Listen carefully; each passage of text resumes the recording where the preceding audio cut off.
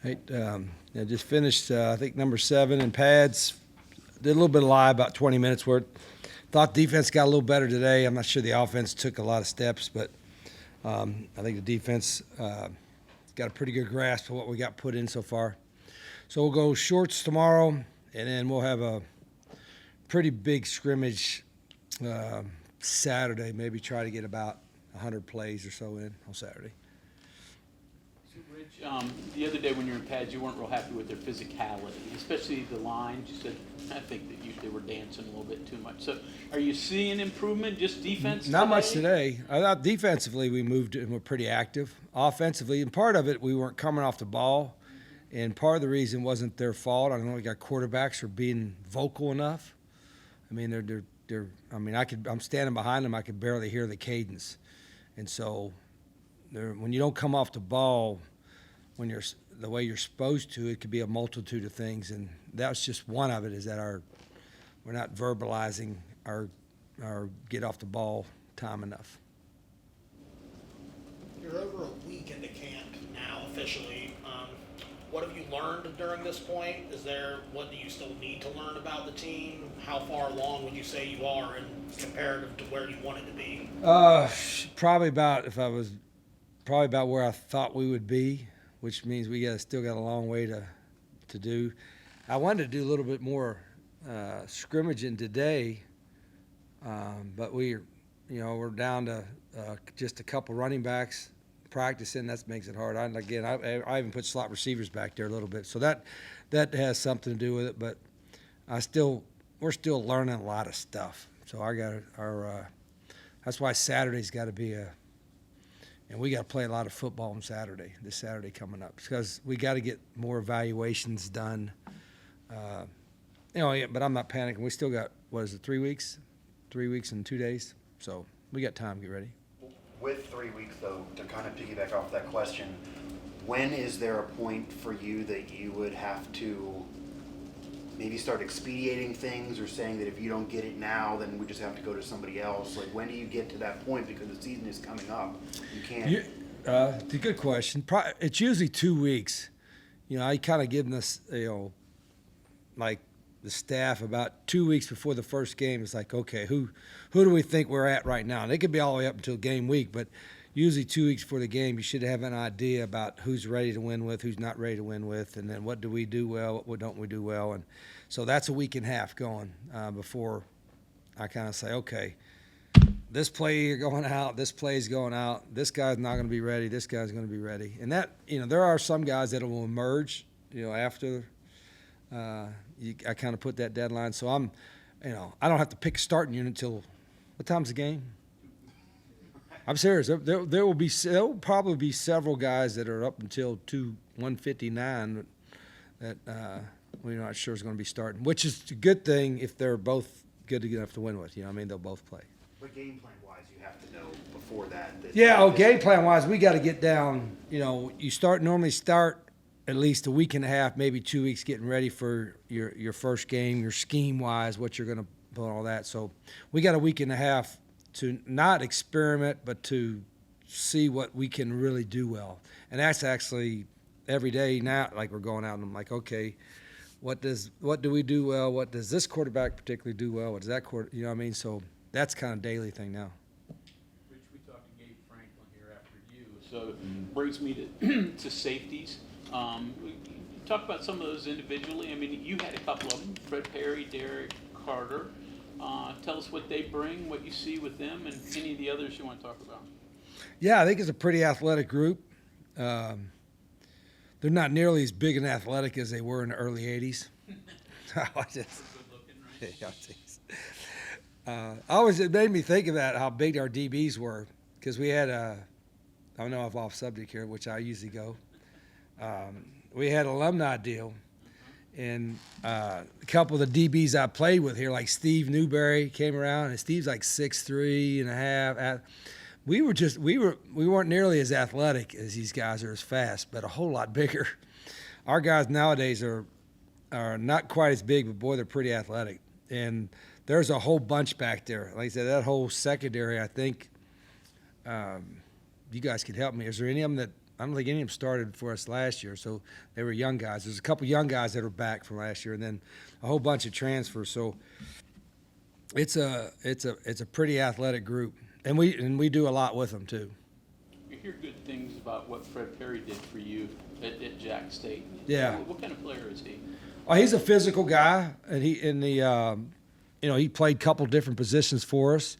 You know, and all those guys, my expectations for all the guys from Jack State are probably a little higher because they've been both in the offense and the defense before, and they also have been in the practice routine. So I don't know what is there, 5 or 6 from Jack State, whatever their number is. Is there 8? Okay. Yeah. So those guys, the transition should be easier. So I probably coaching them a little harder because they should know what to do. Connected with Gabe Franklin. How did I connect? Yeah, if I look. Yeah, I didn't know him beforehand. Zach knew him or knew somebody that knew him, and then I interviewed him. Really liked. You can see he's had production in the past. I really was impressed with him during his interview process, and then been impressed with him since then. I mean, he's a sharp guy, good recruiter. I think the players respect him. And I've said this before. I think the staff probably came together about as well as I could have hoped. Not just from a scheme standpoint, but who they are. I mean, I've got a lot of coaches. I got every couple at each position, but it's a really good staff, and there's a lot of young guys, but there's a couple of veterans as well, and I think it came together really well.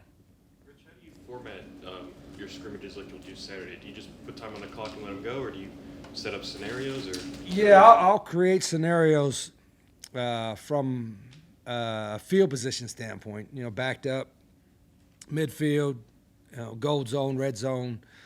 The down and distance stuff usually takes care of itself, and I'll intermix the groups. I might have, one group of offense and a different group of defense, and then switch it up. And then we do that during practice from a substitution. I'm almost like not as fast as a hockey shift, because you can't do it mid-play, but pretty close to it. I mean, it might just be for no reason whatsoever. It could just be 2nd and 7, and I'll be yelling and give me the second offense, third defense, whatever, So just keeping guys aware of it. And if it's a 4th down situation and we could either be punting or punt blocking it, everybody's got to be ready. So I told the guys I don't want any spectators in the program on the field. I mean, for you all or whoever, their family, whatever, watching, that's one thing. But our players and our staff need to be active participants, not spectators. will that be in the stadium? Saturday will be, yeah. Is that the first time this came in the stadium? Yeah. So does that get the guys a little more juice? I hope so. I think it's different when you play. We got a beautiful stadium, and I think it creates a little bit of atmosphere. I hope it does anyway. And then I'll probably, I'm not I play music during stretch, and then we don't dance, but we play music during stretch. And then we play music in our break, 5-minute break. But then also when I try to distract them at the end of practice, I do it a couple of times. So we'll have probably the end of practice, 2-minute drill or something that'll be live, and I'll play music or crowd noise or a combination of it. Rich, going back to Gabe's resume, I guess, it's got a blank spot on there for a couple of years that he wasn't coaching, he was working education, I think, too. Were you curious about that? Like, how was he feeling his time and staying sharp as a coach? No, I probably didn't get in depth as you did about that. I mean, maybe he was going out and making money. I wonder, what was he doing? Maybe you can tell me. I don't remember. No, he was. Was he working computers or something? Or We'll find out, but he was. I think he was doing something in education. He's working on his second degree too. But it's just unusual for a guy to lapse a couple of years and to get back into it. Coaching high school. Yeah, I don't. I could have asked, but I was more worried about how the hell can he coach.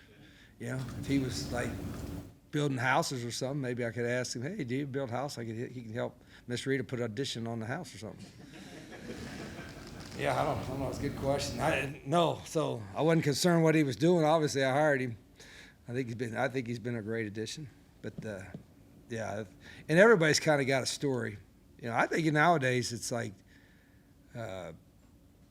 I don't say the profession has changed because coaching is coaching and all that. You know, guys getting paid more, and I think everything's more aware of it.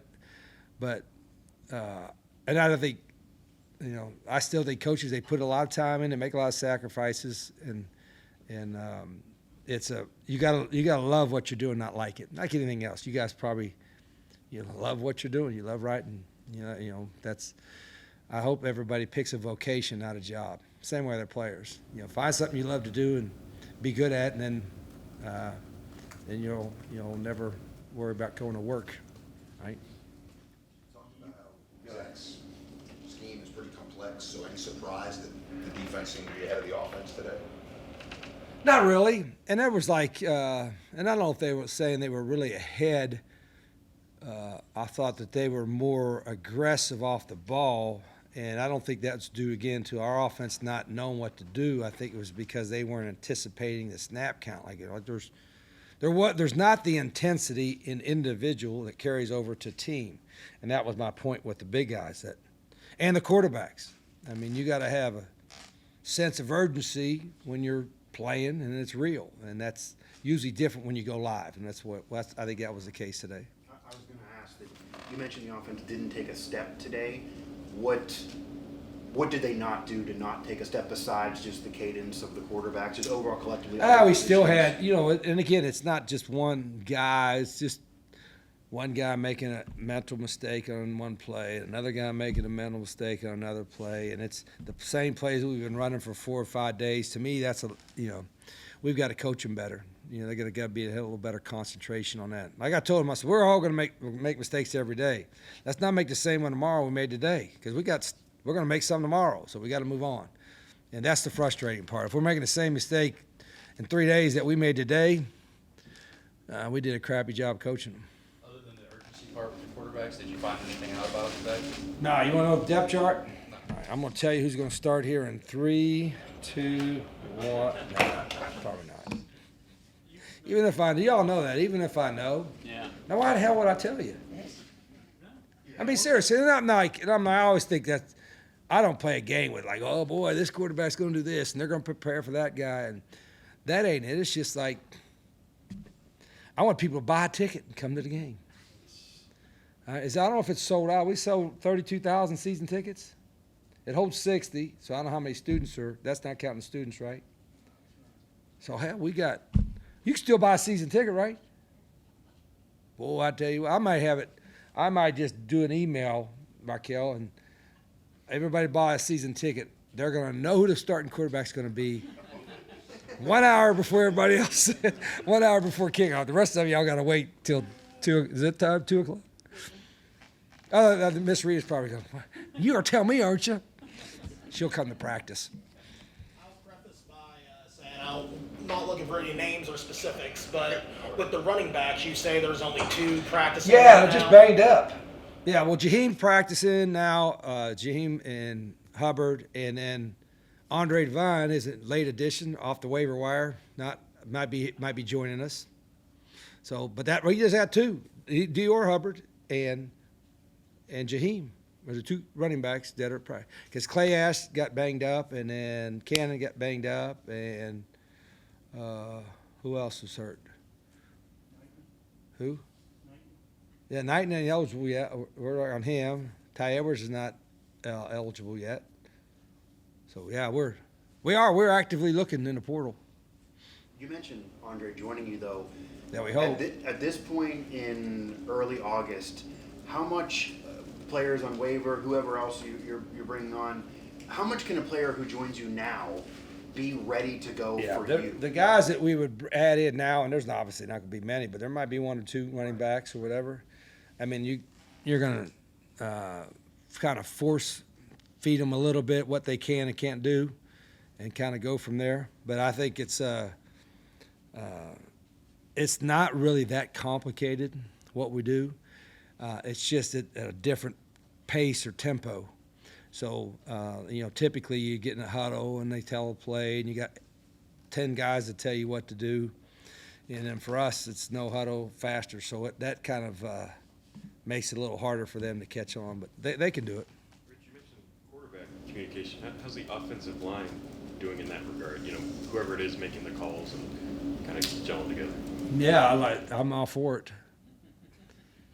You know, I think we're getting some of it, but not to the, I guess, the level of intensity. You know what I mean? It's like, I'm trying to create a kind of game type of intensity that they practice at, and that's a work in progress. Rich Knight hasn't practiced yet. Not eligible? No, not yet. Okay. Yeah. So we're still. Rich, you mentioned quite often in your career tempo. Are you playing faster now than you did when you were here the first time? Trying to, yes. And we are generally. I think, I don't know what the last couple years the stats were, because you could get the stat, but if we got a lead, two-score lead in the fourth quarter, we're milking it. We're taking it down all the way down to 2-1 every time. And so our stat per se might not reflect playing that fast, but our goal is to be the fastest playing team in the country as far as balls getting snapped and getting off. And so in that regard, everything that we talk about putting in plays or whatever, if we can't do it at a fast tempo, we usually don't put it in. Okay. Thanks, Coach. Yep.